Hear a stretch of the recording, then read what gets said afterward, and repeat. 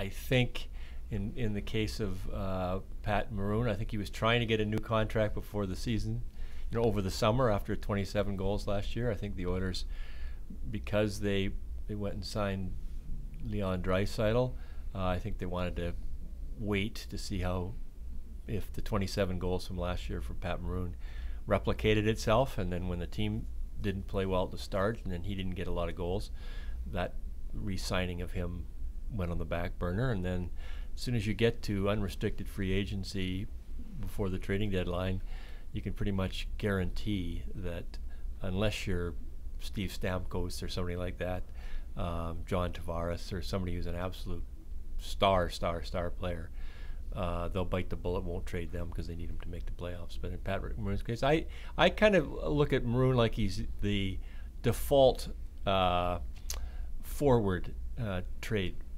Lots of teams don't have cap room for Rick Nash, don't have the players to give up for Rick Nash. The Rangers are trying to trade. But if you cut out a bunch of teams that don't have the money or don't have the players, then suddenly you go to Patrick Maroon and you say, geez, he's not making much money. He's not going to add much money to our payroll, and if he can play somehow in our top six, great. Now, if I'm the Oilers, I don't want a draft pick for him at all.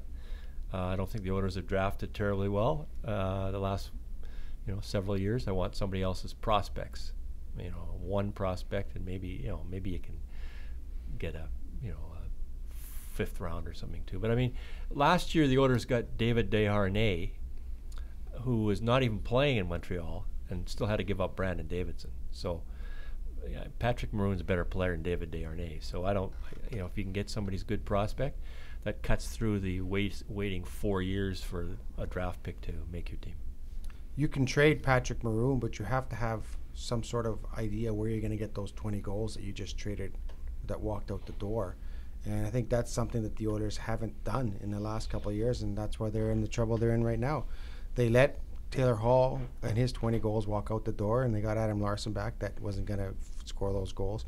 They let Jordan Eberle and his 20 goals walk out the door, and they didn't get those goals back from Ryan Strome.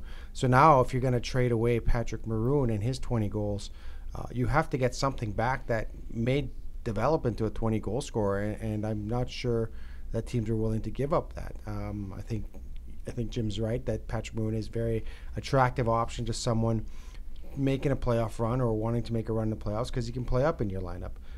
But the Oilers have to look at this and say, well, are we better served trying to sign Patrick Maroon, or are we better served getting a prospect that we hope develops into Patrick Maroon? And this is a team that doesn't have time. They don't have 2 or 3 years to wait for a prospect to develop because they have to start winning now. They cannot miss the playoffs next year or they're going to clean house. So I think that's something that the Oilers have to look at.